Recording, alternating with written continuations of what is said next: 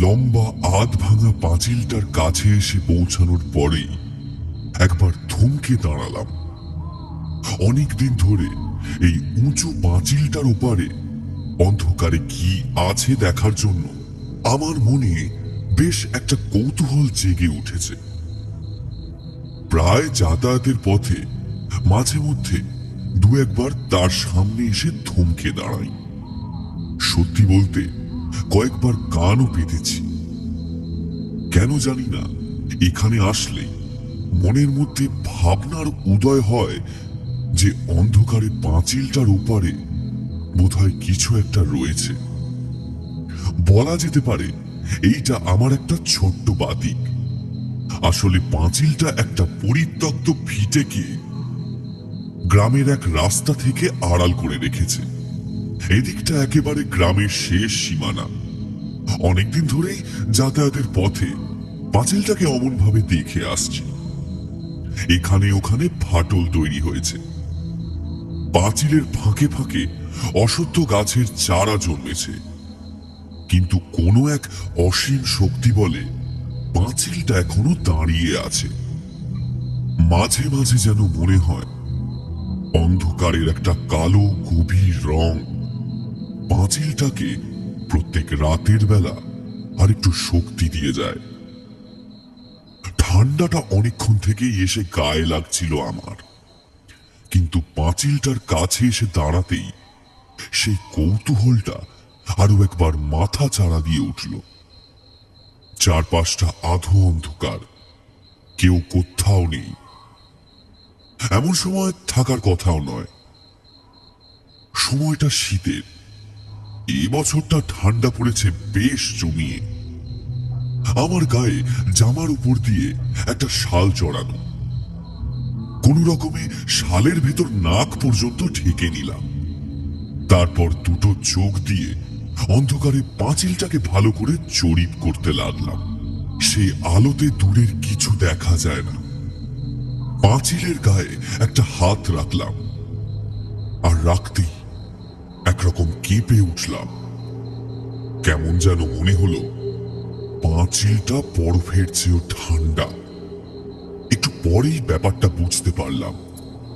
শিশির পড়তে শুরু করেছে, আর শিশিরের জন্যই এমন ভেজা ভেজা হয়ে আছে পাঁচিলটা। হাতটাও কেমন যেন ভিজে ঠান্ডা হয়ে এসেছে। আরো একটা কারণ হতে পারে কুয়াশা। কুয়াশার স্যাঁতস্যাঁতে ভেজা ভাবটার জন্য চারপাশটা যেন আরো বেশি ঠান্ডা বলে মনে হচ্ছে। একবার ভেবেছিলাম বাড়ি ফিরে যাব। শুধু শুধু এমন নির্জন রাতে এখানে এসে তখনই ওপার থেকে একটা হাসির শব্দ শুনতে পেলাম। কেউ যেন কিছু একটা বলতে বলতে হঠাৎ করেই উল্লাসিত হয়ে হেসে উঠেছে। কথাগুলো ভেসে এসে কানে লাগছে বটে, কিন্তু কথাগুলোর মানে বোঝা যায় না কিছুই। মানে আর কি স্পষ্ট শোনা যায় না। আমি যেন চমকে উঠলাম। এই ভাঙা পরিত্যক্ত পাঁচিলের ওপারে একটা ছোট্ট পোড়ো বাড়ি রয়েছে, কিন্তু সেই বাড়িতে তো এখন কেউ আর থাকে না। আজ থেকে প্রায় বছর 5-10 আগে সেই বাড়িতে যে বুড়ো লোকটা ছিল সে মারা গেছে। আমি নিজেও গ্রামের লোকের সঙ্গে শ্মশানে গেছিলাম পোড়াতে। আসলে লোকটা বাড়ির বাইরে খুব একটা বের হতো না, কিন্তু সেসব কথা অনেক আগের। আজও ওই পরিত্যক্ত বাড়িতে পাঁচিলের ওপার থেকে কথা বলে কারা, ব্যাপারটা আরো ভালো করে শোনার জন্য পাঁচিলটার দিকে এগিয়ে গিয়ে মাথা ঠেকিয়ে কান পাতলাম। সত্যি তো ভেতর থেকে কাদের যেন গুজগুজ ফুসফুস করে কথা বলার শব্দ ভেসে আসছে। এবার শুধু একজন নয়, যেন 2-3 জন একসাথে কথা বলছে। মাঝে মাঝে হেসে উঠছে তারা। এবার তাদের কথাগুলো কেমন যেন অস্পষ্ট ভাবে শুনতে পেলাম। একজন বলছে, আরে এমন দিনই তো খুঁজছিলাম। এমন একটা শীতকালের রাত কতদিন যে আসেনি। তুমি প্রতিবার এমন কথাই বলো। তুমি যাই বলো না কেন, এইটা কিন্তু ঠিক নয়। নাও তাড়াতাড়ি খাও। আচ্ছা, লোকগুলো কি তাহলে ওখানে কিছু খাচ্ছে? অনেকেই তো নেশাভান করে, কিন্তু তাই বলে এমন শীতের রাতে এই গোটা গ্রামে আর জায়গা পেল না? ওই পরিত্যক্ত বাড়িটার কাছে বসে কেউ নেশা করতে যাবে? ব্যাপারটা আমার কেমন যেন বিশ্বাস হলো না। পাঁচিলটার আরো কাছে গিয়ে দাঁড়ালাম। আগেই বলেছি, পাঁচিলটা কিন্তু বেশ খানিকটা উঁচু। রাস্তা ধরে হেঁটে গেলেও ভেতর দিক দিয়ে দেখা যায় না। না জানি কোন কারণে এমন উঁচু করে পাঁচিল দিয়েছিল এই রাস্তার দিকে। ভেতরে দেখতে গেলে পায়ের পাতার উপর ভর দিয়ে মাথা উঁচু করে খানিকটা উপরে উঠতে হবে। কিন্তু কাজটা কি ঠিক হবে? যদি সত্যি কেউ ভেতরে থাকে, তাহলে কি না কি ভাববে। এসব ভেবেই মনে মনে একটু ইতস্তত করলাম। ঠিক তখনই খেয়াল হলো, ভেতর থেকে আসতে থাকা সেই হাসির শব্দ আর কথাবার্তাগুলো আগের থেকে তুলনামূলকভাবে কমে এসেছে। আর কৌতূহলটা চেপে রাখতে পারলাম না, তাই পাঁচিলের উপর দিকে সামান্য চাপ দিয়ে মাথাটা উপরের দিকে তুললাম। দিনের বেলা কিন্তু এর আগেও ভেতরটা দেখেছি, তবে রাতের অন্ধকারে ভিতরে তাকিয়ে প্রথমে কিছুই ঠাউর করতে পারলাম না। শুধু দূরে বোঝা যাচ্ছে প্রায় পুরোটাই আগাছায় ঢাকা একটা ছোট্ট টালির বাড়ি। তার চারপাশে এদিক ওদিকে জঙ্গল গজিয়েছে সামান্য। তবে সেই ঝোপঝাড়গুলোর মধ্যেই একটা হ্যারিকেন জ্বলছে।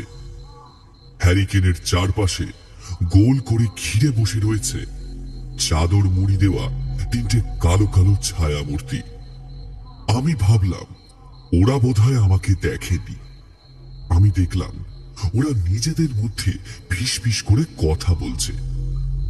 হাত দুটো টনটন করতে শুরু করেছে ইতিমধ্যে। ওভাবে আর বেশিক্ষণ থাকতে পারলাম না, নেমে এলাম।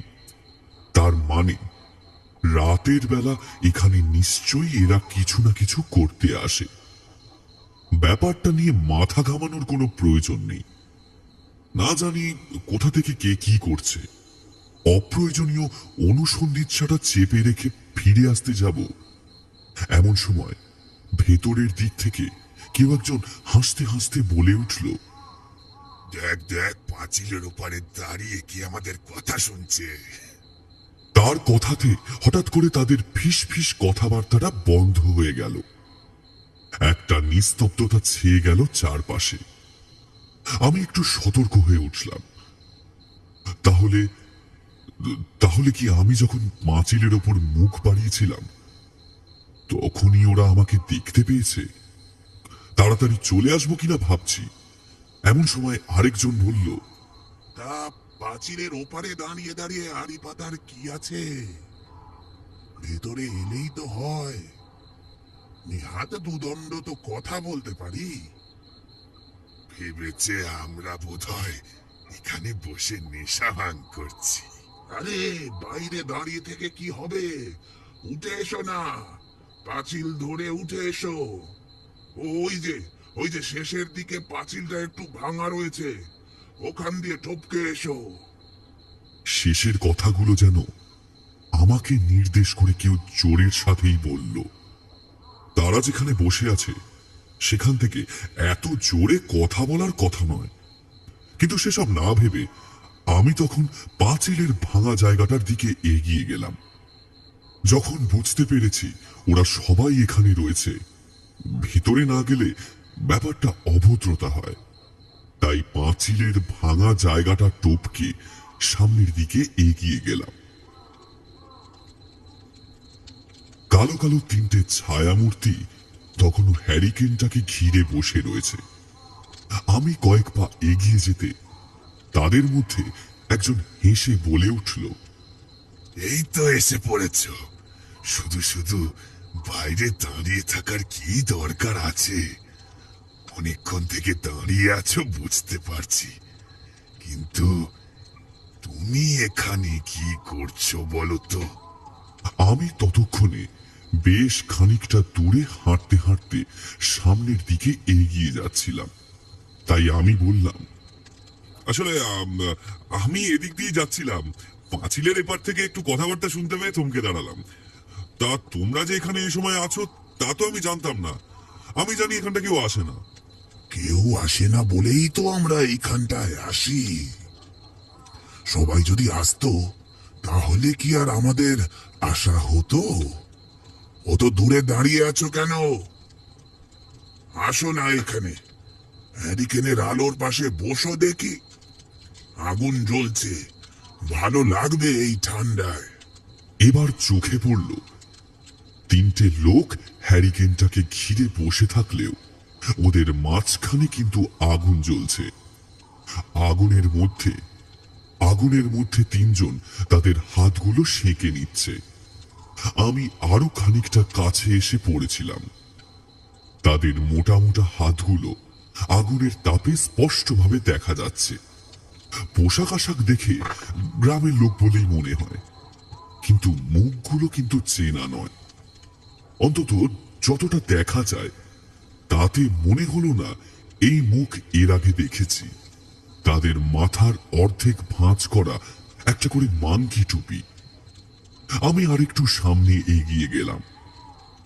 তিনজনের মধ্যে দুজন বারবার কথা বলছে, কিন্তু আরেকজন কোনো কথা বলছে না। আমি তার মুখ কোনোভাবেই দেখতে পাচ্ছিলাম না। বাকি যে দুটো লোককে দেখতে পাচ্ছিলাম তারা বয়স্ক, কিন্তু এখন এ সময় এখানে কি করছে এরা? আপনারা আগুন পোয়াচ্ছেন যখন, তাহলে বরং আমি যাই। আসলে দূর থেকে তো বুঝতে পারিনি আপনারা বয়োজ্যেষ্ঠ, তাই তুমি বলে ফেলেছি, কিছু মনে করবেন না। আরে আরে, ওসব কিছু যায় আসে না। তুমি বরং একটু বসো, বসে একটু আগুন পোহাও।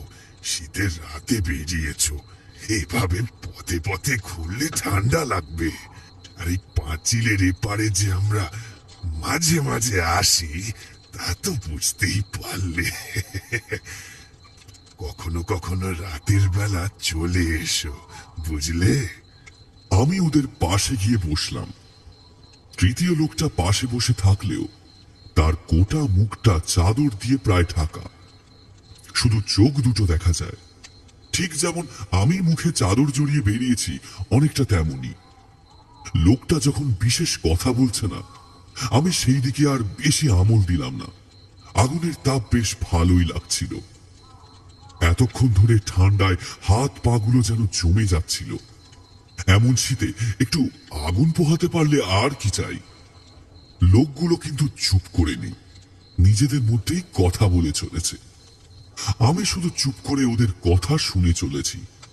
কথাবার্তার বিষয় অতি সাধারণ, জমি জমা, বাড়িঘর আর গ্রামের অবস্থা নিয়ে তাদের আলোচনা হচ্ছে।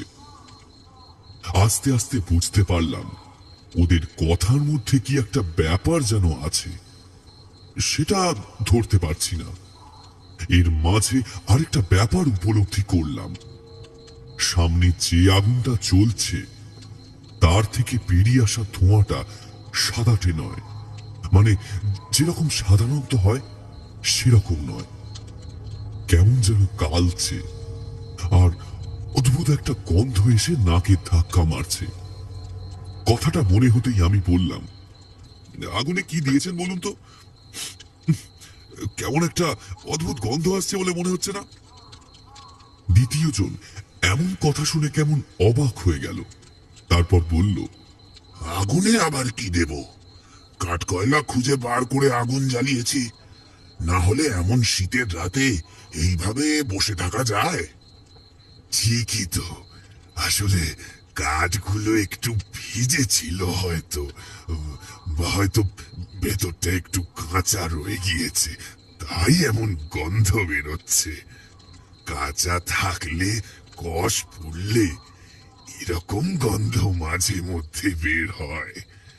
তুমি বরং বসো। এই যে বলছিলাম, বাঁধটা যদি এবার না মেরামত করা হয় তাহলে কি হবে বলো তো? বাঁধের কথা শুনে আমি চমকে উঠলাম। কোন বাঁধের কথা বলছে লোকটা?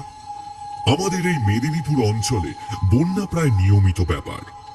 নদী সংলগ্ন বেশিরভাগ গ্রামের মতো আমাদের গ্রামেও শেষের দিকে নদীতে তো বাঁধ রয়েছে, আবার কিসের মেরামত করবে? আজ থেকে প্রায় বছর 10 আগে সেই বাঁধখানা বন্যায় ভেঙে গিয়েছিল ঠিকই, কিন্তু এখন তো সব ভালোই আছে। যদিও কাঁচা মাটি, পাথর আর কাঠ দিয়ে তৈরি, তাও দিব্যি লোকজন এমনকি সাইকেলও পারাপার হয়ে যায় উপর দিয়ে। আবার কোন বাঁধের কথা বলছে লোকটা? একটু অবাক হয়ে আমি প্রশ্ন করলাম, আচ্ছা, আপনি কোন বাঁধের কথা বলছেন? আমাদের নদীতে তো আর বাঁধ দেওয়ার প্রয়োজন আছে বলে তো মনে হয় না। আর এখন এই মাঘ মাসে জলও তো আর ঢোকে না এদিকে। সে কি, তুমি তো দেখছি কিছুই জানো না। এই তো গেল বছর বর্ষার সময় জল ঢুকে বড়ই বিপদ হলো। সবাইকে গিয়ে আশ্রয় নিতে হলো ওই নসিপুরের দিকে উঁচু জমিতে। তাই এবারেও যদি তেমনি হয় তাহলে তো বড় বিপদ হবে। ঠিক ঠিক। আর তুমি কোনো কথা বলছো না কেন? দেখতে পাচ্ছ তো ছেলেটা কি সব অদ্ভুত কথাবার্তা বলছে। কথাটা তৃতীয় ব্যক্তিকে উদ্দেশ্য করে বলা হলেও লোকটা কেমন যেন অদ্ভুতভাবে চুপ করে মাথা রেখে বসে রইল। তারপর গম্ভীর গলায় তৃতীয় জন বলল, আমি আর কি বলবো, তোমরা যা ভালো বোঝো তাই বলো। এই দেখছো দেখছো, সেই আবার একই কথা। আরে আমরা যদি সব করি তাহলে কি করে হবে? তোমারও তো একটা দায়িত্ব আছে নাকি? না হলে না হলে এই বাড়ি, এই জঙ্গল, এই পাঁচিল, এই সমস্ত কিছুকে তুমি আগের মতো বাঁচিয়ে রাখতে পারবে? আমরা যদি না থাকতাম তাহলে কি? ওদের কথা আমি কিছুই বুঝতে পারছিলাম না। লোকগুলো এমনিতেই বড় অদ্ভুত কথা বলে চলেছিল। হ্যারিকেনের আলোতে যতটুকু আলোকিত হয়েছিল তার বাইরে সবটাই কিন্তু কালো অন্ধকারে ছেয়ে আছে। মাঝে মাঝে মনে হচ্ছে এই জায়গাটা যেন গোটা পৃথিবী থেকে হঠাৎ করে আলাদা হয়ে গেছে। ওদের কথাবার্তা আর আগুনের মধ্যে কাঠ পোড়ার শব্দ, পাশে ঝিঁঝির ডাক ছাড়া আর যেন কিছুই নেই এই পৃথিবীতে। চারপাশে যে কুয়াশাটা পড়তে আরম্ভ করেছিল সেটা এতক্ষণে আরো গাঢ় হয়ে উঠেছে। এই জঙ্গলে জায়গাটার মধ্যে ধপধপে কুয়াশা এখন যেন একটা পর্দার মতো আমাদেরকে ঘিরে ধরেছে। চুপ করে বসে থাকা লোকটা চাদর মুড়ি দেওয়া অবস্থাতেই অদ্ভুত গম্ভীর গলায় আবার বলল, আজকের মতো এখানেই থাক, বুঝলে? আজকে আর দরকার নেই, অনেক রাত হচ্ছে। তাছাড়া ওকে আবার বাড়ি ফিরতে হবে। ফিরতে হবে? ফিরতে হবে কেন? এসেছে যখন তাহলে। তৃতীয় জনের গম্ভীর গলাটা কেমন যেন শোনালো। না, থাক বরং। তোমার এই এমন কথাবার্তার জন্যই কিন্তু আমরা এখনো পর্যন্ত চুপ করে বসে আছি। ঠিক আছে, তুমি যখন চাইছো না, তবে আবার যদি হয়, আবার যদি আসে, তখন কিন্তু। আমি আর চুপ করে বসে থাকতে পারলাম না। কোনো কথাই তো বুঝতে পারছি না, অথচ লোকগুলো নিজেদের মধ্যে যে কিছু একটা নিয়ে কথা বলছে সেটা ধরতে পারছি। তাই একটু হেসে নিয়ে বললাম, আসলে কি হয়েছে তা কি আমায় খুলে বলা যাবে? আপনারা কি নিয়ে কথা বলছেন? ও তুমি বুঝবে না। তুমি বরং এখন বাড়ি ফিরে যাও। অনেক রাত হলো, আবার ঠান্ডা বাড়তে শুরু করবে।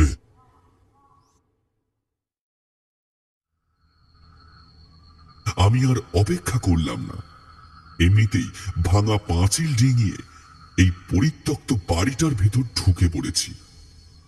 গ্রামের লোকের ধারণা জায়গাটা খুব একটা ভালো নয়। জানতে পারলে গ্রামের লোকেরা না জানি কি ভেবে বসবে। তাই আর দেরি না করে উঠে পড়লাম। উঠতে যাব ঠিক তখনই আগুনের অল্প আলোয় দেখতে পেলাম দুজন লোক কেমন অদ্ভুত ভাবে তৃতীয় লোকটার দিকে তাকিয়ে আছে। তৃতীয় জন ব্যক্তি যে প্রথম থেকে চুপ করে বসেছিল, তার মুখটা সামান্য সময়ের জন্য এতক্ষণ একটু দেখতে পেলাম। চোখ ছাড়াও চাদরের আড়াল থেকে বাইরে বেরিয়ে এসেছে তার নাক ও মুখের খানিকটা অংশ। মুখটা চেনা চেনা মনে হলেও কিছুতেই মনে করতে পারলাম না। যাই হোক, ফের পাঁচিলটা পেরোনোর সময় দেখলাম লোকগুলো আগুনটা নিভিয়ে দিয়েছিল। তবে একটা ব্যাপার বুঝতে পারলাম, পাঁচিলের ওপারে জঙ্গলের জায়গাটার মধ্যে যতটা ঠান্ডা লাগছিল, বাইরে ঠান্ডাটা কিন্তু তার চেয়ে অনেক বেশি।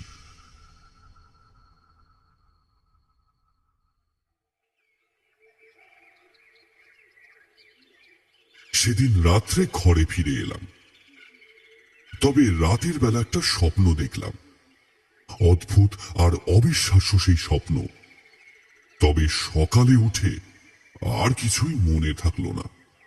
কিন্তু কাল রাতে স্বপ্ন দেখতে দেখতে আমি ভীষণ ভয় পেয়ে গিয়েছিলাম, সেটুকু ভালোভাবেই মনে রয়েছে। সকালে বাবার সাথে দেখা হতেই আমার দিকে তাকিয়ে বাবা চমকে উঠে বলল, কিরে, তোর কপালে আবার কি হলো দেখি? বাবার কৌতূহলী দৃষ্টি আর এমন কথায় নিজের কপালের কাছে হাত দিতেই কেমন যেন জ্বালা করে উঠল। মনে হলো কপালের কাছে ঠিক যেখানে হাত দিয়েছি সেখানটায় খানিকটা জায়গা কেমন যেন ক্ষত হয়েছে, চামড়াটা শক্ত হয়ে গেছে। কেটে গেল নাকি আবার? কিন্তু রাতে যখন বাইরে ছিলাম তখন তো কিছু হয়নি। তাহলে ঘুমের ঘোরে এমন হলো? তা কি করে আবার হয়? আয়নার সামনে গিয়ে দাঁড়াতেই আরো অবাক হয়ে গেলাম। কপালের ওই জায়গাটা মনে হচ্ছে খানিকটা পুড়ে গিয়েছে। দুপুরে ভাত খেতে বসে কেমন একটা পোড়া পোড়া গন্ধ পেলাম। কাল রাতে পাঁচিলের ওপারে আগুনের কাছে যেই গন্ধটা পেয়েছিলাম ঠিক সেই রকম। এখন যেন সেটা তীব্রভাবে এসে ধাক্কা মারছিল। আমি আর ভালো করে খেতে পারলাম না দুপুরে। গোটা শরীর মাঝে মাঝে গুলিয়ে উঠতে লাগলো। কোন রকমে হাত মুখ ধুয়ে বিছানায় শুয়ে পড়ার পরেও আমি ঘুমোতে পারলাম না। গোটা দিন একটা অস্বস্তিতে কেটে গেল। কিন্তু অন্ধকার হবার সাথে সাথে একটা ভারী আশ্চর্য জিনিস অনুভব করলাম। বারবার মনে পড়ে গেল ওই পরিত্যক্ত বাড়ির পাঁচিলটার কথা।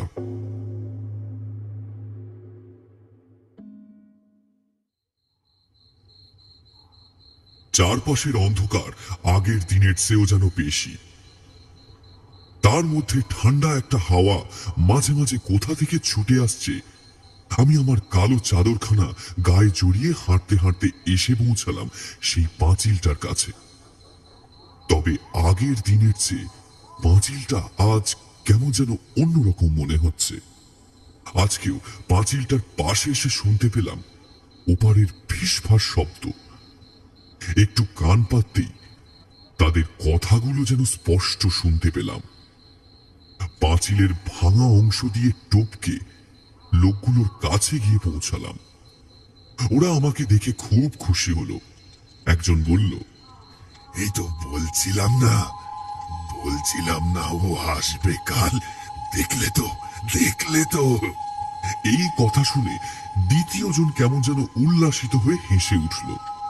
তারপর বলল, আর কোনো চিন্তা রইল না। এবার থেকে আমরা 4 জন মিলে আগুন পোহাবো। কিন্তু আপনারা থাকেন কোথায়? আপনাদের তো এর আগেই গ্রামে দেখেছি বলে তো মনে হয় না। আর আপনাকে একটু চেনা চেনা মনে হচ্ছে। কোথায় কোথায় দেখেছি সেটা মনে পড়ছে না। তৃতীয় জন সেই আগের মতোই অদ্ভুত গম্ভীর গলায় বলল, আজ না এলেই বোধহয় ভালো করতে। আমি অনেকবার চেষ্টা করেছিলাম যাতে তুমি আজ না আসো, কিন্তু তাও তুমি চলে এলে। লোকটা একটু জোরের সাথে কথাগুলো বলল বলে মনে হলো আমার। আমি এখানে যে এসে পড়েছি সেটা লোকটার ভালো লাগেনি। লোকটার বোধহয় আমাকে পোষাচ্ছে না। আমি বললাম, না, বলছিলাম আর কি, আপনার অসুবিধা থাকলে আমি আসি। কালকে কথাটা বলে দিতে পারতেন, তাহলে আর শুধু শুধু এসে আপনাদের বিরক্ত করতাম না। তুমি আসলে কিছুই জানো না। যদি জানতে তাহলে এমন কথা বলতে পারতে না। আচ্ছা, আমার দিকে ভালো করে তাকিয়ে দেখো তো, আমায় চিনতে পারো নাকি? কথাটা বলে লোকটার মাথা থেকে তার কালো চাদরটা সরিয়ে ফেলল। তার মাথায় অল্প চুল, মাঝখানে একটা মস্ত টাক, দুটো ছোট ছোট চোখ যেন কোটরের ভেতর ঢুকে গিয়েছে, লম্বা নাক, পাতলা ঠোঁট, চোখের তলায় কালি। লোকটাকে কোথায় যেন আমি দেখেছি, কিন্তু কিছুতেই মনে করতে পারছি না। কিন্তু এমন একটা বয়স্ক মানুষ, আবার মাথায় টাক, কোথায় যেন দেখেছি। বাকি দুজন ততক্ষণে চুপ করে গিয়েছে। চারপাশের বাতাসটা যেন একটা চাপা ক্রন্দন করে উঠল। কেউ যেন বাতাসের সাথে তালে তাল মিলিয়ে গুমড়ে গুমড়ে কেঁদে উঠছে, আর তার সাথে তাল মিলিয়ে মাঝে মাঝে কেঁপে উঠছে আমার গোটা শরীর। আর মনে হচ্ছে এই রাতে হঠাৎ করে এখানে এসে আমি পড়লাম কেন। হঠাৎ করেই মনে পড়ল, আমি তো আজ এখানে নিজে আসিনি।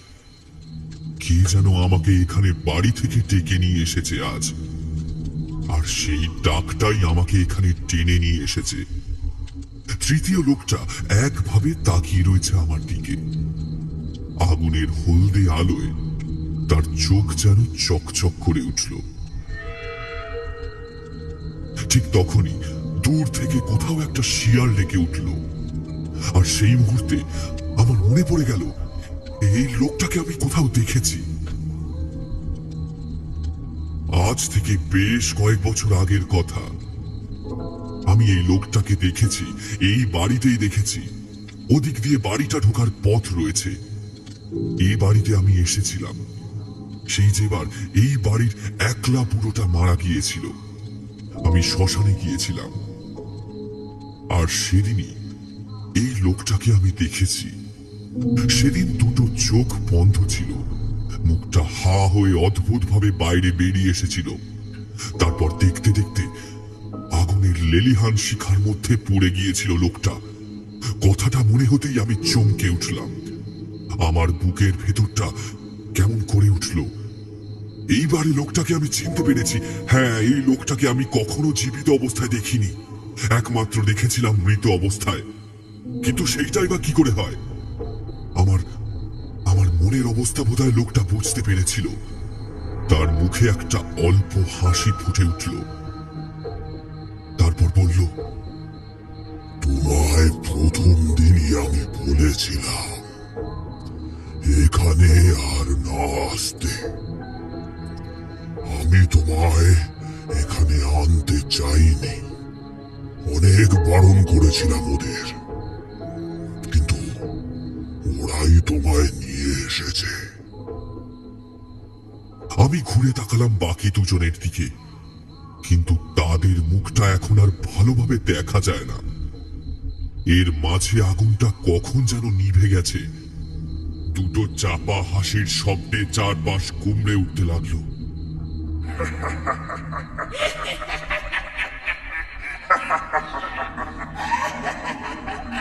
তার সাথে একটা কাঠের পোড়া গন্ধ ভেসে আসতে লাগলো চারপাশ থেকে।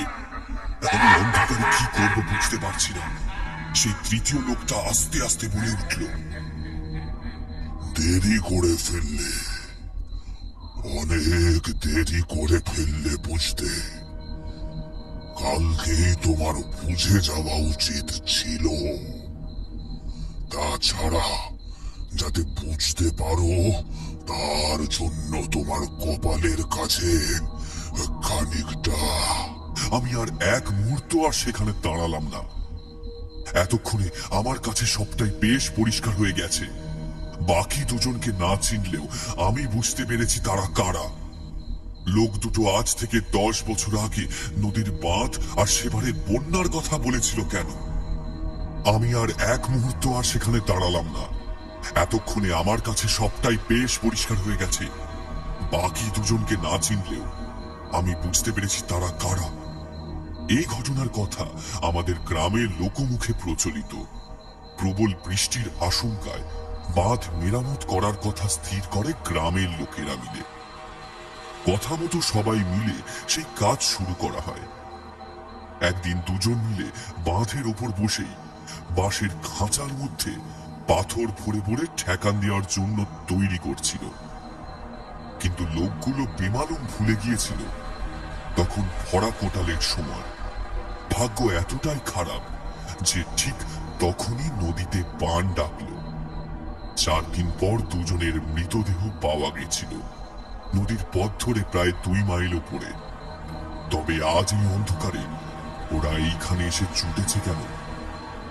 কেন বসেছে আগুন জ্বালিয়ে ওই জঙ্গলে বাড়িটার কাছে? ওদের মধ্যে আমি এভাবে এসে পড়লামই বা কি করে? তবে কি আমার বারবার এখানে কান পেতে থাকাটাই কি আমার কাল হলো? আমার তো এখানে আসার কথা নয়। আজ রাতে আমাকে কেউ ডেকে এনেছে। সেটা কে আর কেন ডেকে এনেছে আমাকে? কথাটা ভাবতে ভাবতেই আমি ভাঙা পাঁচিলের অংশটা টপকালাম। তখনই দেখতে পেলাম পাঁচিলের একদম শেষের দিকে রাস্তার পাশে চাঁদের অল্প আলোয় অন্ধকারে কি যেন একটা পড়ে আছে। কিন্তু আমার আর উপায় নেই, ওই দিকেই যেতে হবে। ওপার থেকে তখন চাপা গলায় অদ্ভুত হাসির শব্দ ভেসে আসছে। আমি সামনের দিকে এগিয়ে যাচ্ছি। বুকের মধ্যে যেন 100 দামামা একসঙ্গে বাজতে শুরু করেছে। একটা অদ্ভুত সম্ভাবনা আমার মাথায় উঠিয়ে দিয়েছে। এতক্ষণ পর কাঠ পোড়ার গন্ধ, কপালে অমন পোড়া চিহ্ন, আর কারোর ডাকে আমায় এভাবে এখানে টেনে নিয়ে আসা, এসব ঘটনাগুলোই যেন একটা সুতোয় গাঁথা। তাহলে পাঁচিলের কাছে যেটা পড়ে রয়েছে সেটা? ঠান্ডা হাওয়ার একটা প্রবল ঝাপটা এসে লাগলো আমার গায়ে। অথচ কি অদ্ভুত, আমার আর অতটা ঠান্ডা লাগছে না। আমি ততক্ষণে আরো খানিকটা এগিয়ে গেছি। স্পষ্ট বুঝতে পেরেছি মাটির ওপর পাঁচিলের কাছে কেউ পড়ে রয়েছে, আর তার গায়ে একটা কালো রঙের চাদর জড়ানো। একটু ঝুঁকে পড়তে যেটা দেখলাম তাতে আমার মুখ থেকে বেরিয়ে এলো একটা তীব্র চিৎকার। কিন্তু চিৎকার করতে গিয়েও আমার গলা থেকে কোনো শব্দ বেরোলো না। পিছনে ছিটকে সরে আসার চেষ্টা করতে কি অদ্ভুত, আমার পা এখন মাটিতে পড়লো না। আমি যেন হাওয়ায় ভেসে 2 পা পিছিয়ে এলাম। এমন সময় আমার কানের কাছে কেউ চাপা স্বরে বলল, আর কি হবে পালিয়ে? সবটা মেনে নাও। যখন আমাদের কাছে সেই পড়েছ, তাহলে আমাদের সাথে এসো। আর কোনো চিন্তা রইল না। এটা হতে পারে না। এবার থেকে আমরা 4 জন মিলে আগুন পোহাবো। না না না, আমাকে ছেড়ে দিন। আমি চিৎকার করে কিছু একটা বলার চেষ্টা করলাম, কিন্তু আমার গলা থেকে আর শব্দ বেরোচ্ছে না। আমার পেছনে এসে এখন দাঁড়িয়েছে 3 জন ছায়ামূর্তি। এখানে আগুন নেই, তাও যেন ওদের চোখগুলো জ্বলজ্বল করছে। ওরা একসাথে তাকিয়ে রইল মাটিতে পড়ে থাকা সেই কালো দেহটার দিকে। আমি জানি এখানে যে পড়ে আছে সে সত্যিকারের আমি ছাড়া আর অন্য কেউ হতে পারে না। আমার চারপাশে সে দাঁড়ালো ছায়ামূর্তিগুলো। ওরা বোধহয় সবটাই জানে। পাঁচিলের ওপারে কি ঘটছে দেখার যখন তোমার এতই কৌতূহল, তখন আর খামোখা কান পেতে আর উঁকি মেরে লাভ নেই। তোমার এপারের খেলা শেষ। ওই যে পড়ে আছে, ওতে আর তুমি ধরবে না। এসো এসো, আমাদের সাথে এসো। কিন্তু ব্যাপারটা কখন হলো সেটাই আমি বুঝতে পারলাম না। এরা কি তবে আমায় এপারের জগৎ থেকে পাকাপাকি ভাবে টেনে নিল? অতিরিক্ত কৌতূহলেই আমি কি শেষ হয়ে গেলাম? আমার নিথর দেহটা আমার পায়ের কাছেই পড়ে রয়েছে।